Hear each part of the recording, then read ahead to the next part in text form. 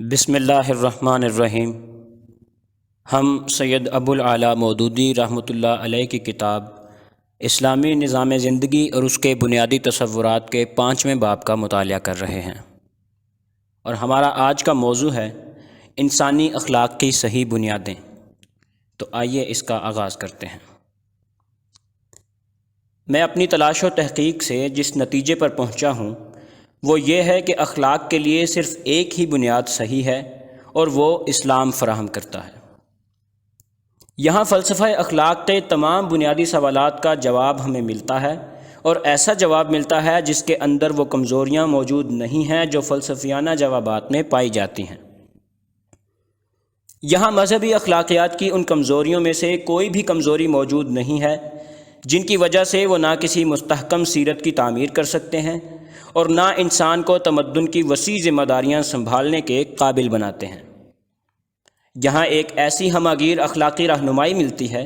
جو زندگی کے تمام شعبوں میں ترقی کے انتہائی ممکن درجات تک ہمیں لے جا سکتی ہے۔ یہاں وہ اخلاقی اصول ہمیں ملتے ہیں جن پر ایک صالح ترین نظام تمدن قائم ہو سکتا ہے،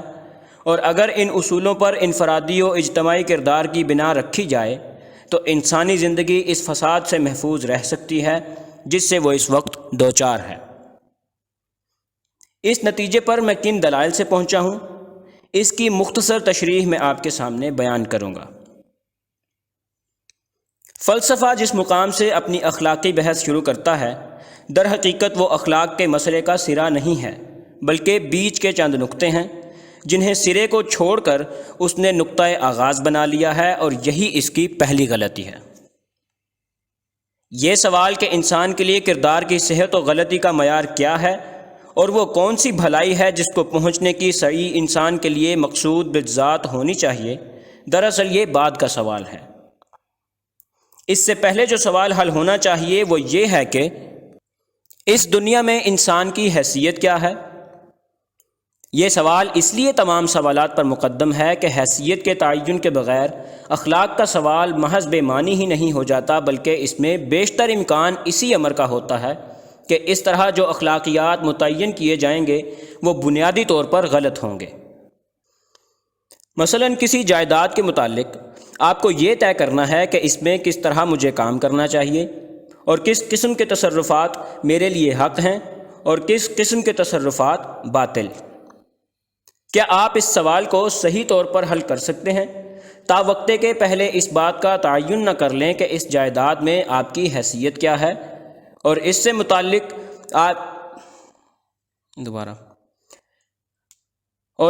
آپ کے تعلق کی نوعیت کیا ہے؟ اگر یہ جائیداد کسی دوسرے کی ملکیت ہے اور آپ اس میں امین کی حیثیت رکھتے ہیں تو آپ کے لیے اس میں اخلاقی طرز عمل کی نوعیت کچھ اور ہوگی، اور اگر آپ خود اس کے مالک ہیں اور اس پر آپ کے مالکانہ اختیارات غیر محدود ہیں تو آپ کے اخلاقی طرز عمل کی نوعیت بالکل دوسری ہو جائے گی۔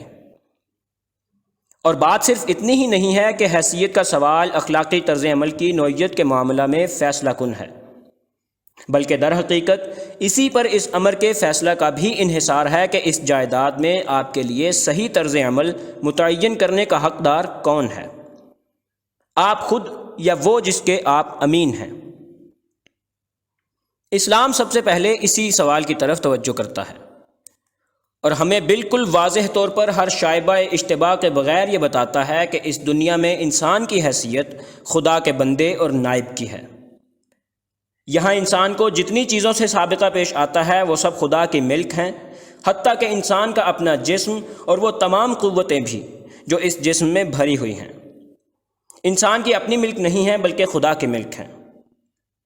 خدا نے ان تمام چیزوں پر تصرف کرنے کے اختیارات دے کر یہاں اپنے نائب کی حیثیت سے مامور کیا ہے، اور اس ماموریت میں اس کا امتحان ہے۔ امتحان کا آخری نتیجہ اس دنیا میں نہیں نکلے گا، بلکہ جب افراد کا،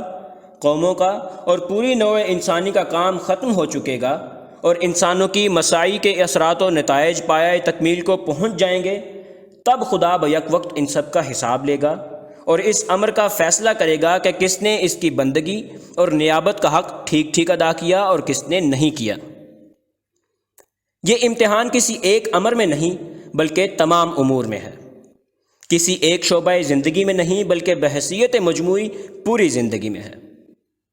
نفس و جسم کی جتنی قوتیں انسان کو دی گئی ہیں سب کا امتحان ہے، اور خارج میں جن جن چیزوں پر جس طرح کے اختیارات اسے عطا کیے گئے ہیں ان سب میں بھی امتحان ہے کہ وہ کس طرح ان پر اپنا اختیار استعمال کرتا ہے۔ حیثیت کے اس تعین کا منطقی نتیجہ یہ ہے کہ دنیا میں اپنے لیے اخلاقی طرز عمل کے تعین کا حق ہی سرے سے انسان کو حاصل نہیں رہتا، بلکہ اس کا فیصلہ کرنا خدا کا حق ہو جاتا ہے۔ اس کے بعد فلسفہ اخلاق کے وہ تمام سوالات جنہیں فلسفیوں نے چھیڑا ہے نہ صرف یہ کہ حل ہو جاتے ہیں بلکہ اس امر کی بھی گنجائش باقی نہیں رہتی کہ ایک ایک سوال کے 36 جوابات ہوں، اور ایک ایک جواب پر انسانوں کا ایک ایک گروہ اخلاق کے ایک جداگانہ رخ پر چل پڑے، اور ایک ہی تمدنی اور اجتماعی زندگی میں رہتے ہوئے یہ مختلف سمتوں پر چلنے والے لوگ اپنی بے راہ رویوں سے بد نظمی، انتشار اور فساد برپا کریں۔ اگر انسان کی اس حیثیت کو تسلیم کر لیا جائے جو اسلام نے قرار دی ہے تو یہ بات خود متعین ہو جاتی ہے کہ خدا کے امتحان میں کامیاب ہونا اور اس کی رضا کو پہنچنا ہی وہ بلند ترین بھلائی ہے جو مقصود بالذات ہونی چاہیے، اور کسی طرز عمل کے صحیح ہونے یا غلط ہونے کا مدار اسی امر پر ہے کہ وہ اس بھلائی کے حصول میں کہاں تک مددگار یا مانع ہوتا ہے۔ اسی طرح یہ بات بھی یہیں سے متعین ہو جاتی ہے کہ انسان کے لیے نیک اور بد،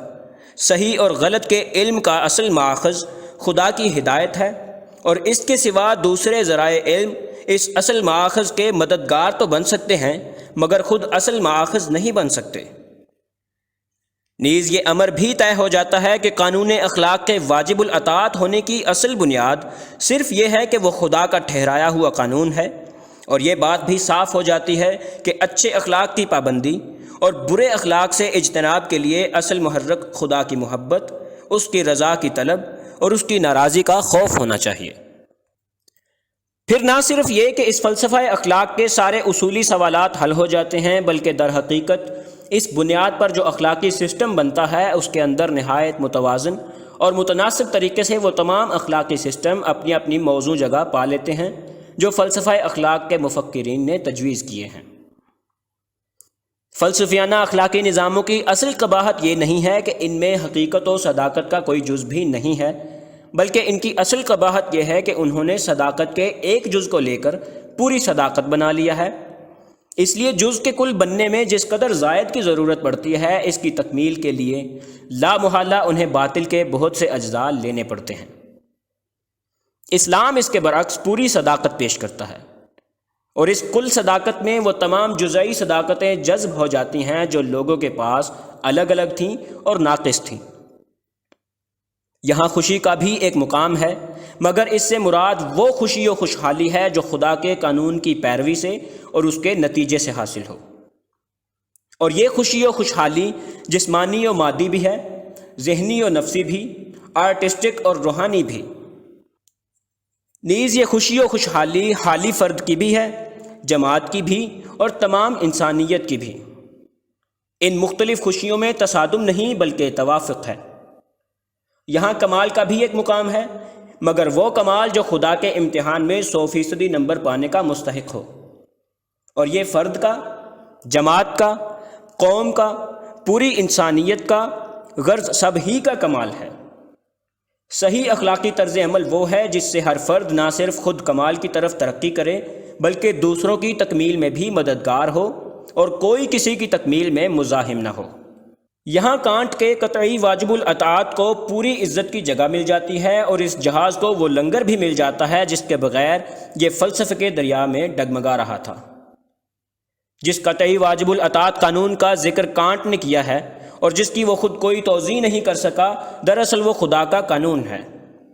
خدا ہی کی طرف سے اس کی صورت معین کی گئی ہے، خدا ہی کا قانون ہونے کی وجہ سے وہ واجب الاطاعت ہے، اور اسی کی بے چونچرا اطاعت کا نام نیکی ہے۔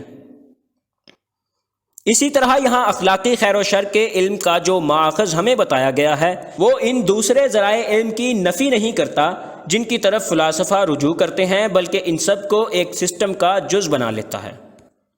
البتہ وہ نفی جس چیز کی کرتا ہے وہ صرف یہ بات ہے کہ انہیں یا ان میں سے کسی ایک کو اصلی اور آخری ذریعہ علم کی حیثیت سے لے لیا جائے۔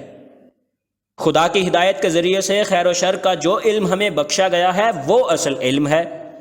رہا تجربی علم، قوانین حیات اور حالات وجود سے استنباط کیا ہوا علم، عقلی علم اور وجدانی علم، تو یہ سب اس اصلی علم کے شواہد ہیں۔ جن چیزوں کو خدا کی ہدایت خیر کہتی ہے، انسانیت کا تجربہ ان کے خیر ہونے پر شہادت دیتا ہے۔ قوانین حیات اس کی تصدیق کرتے ہیں، عقل اور وجدان دونوں اس پر گواہ ہیں،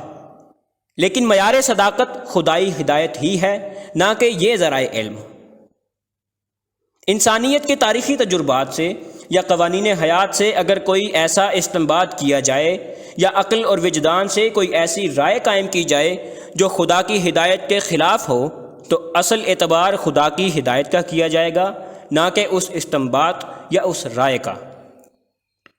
ہمارے پاس علم کا ایک مستند معیار ہونے کا فائدہ ہی یہ ہے کہ ہمارے علوم میں ڈسپلن پیدا ہو اور ہم اس انارکی اور بد نظمی سے بچ جائیں جو کسی معیار کے نہ ہونے سے پیدا ہوتی ہے۔ اسی طرح یہاں قانون اخلاق کی پشتبان قوت اور محرکات کا مسئلہ بھی اس طور پر حل ہوتا ہے کہ اس سے ان دوسری چیزوں کی نفی نہیں ہوتی جو فلسفیوں نے تجویز کی ہیں،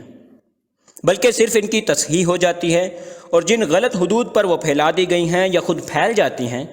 وہاں سے ان کو ہٹا کر ایک جامع سسٹم میں ٹھیک مقام پر رکھ دیا جاتا ہے۔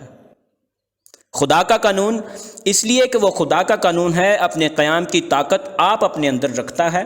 اور یہ طاقت اس مومن کے نفس میں بھی موجود ہے جو خدا کی رضا چاہنے میں خوشی محسوس کرتا ہے اور خود اس کمال کا طالب ہے جو خدا کی طرف بڑھنے سے حاصل ہو۔ نیز یہ طاقت مومنین کی سوسائٹی اور اس صالح ریاست میں بھی موجود ہے جو خدا کے قانون پر مبنی ہو۔ قانون کی پابندی پر مومن کو آمادہ کرنے والی چیز اس کی خالص فرض شناسی بھی ہے،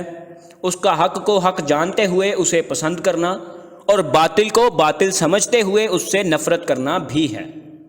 اور وہ طمع اور خوف بھی ہے جو وہ اپنے خدا سے رکھتا ہے۔ دینی کتب کی مزید آڈیوز اور مفید معلومات کے لیے ہمارے چینل مینٹورز اکیڈیمیا کو ابھی سبسکرائب کر لیں۔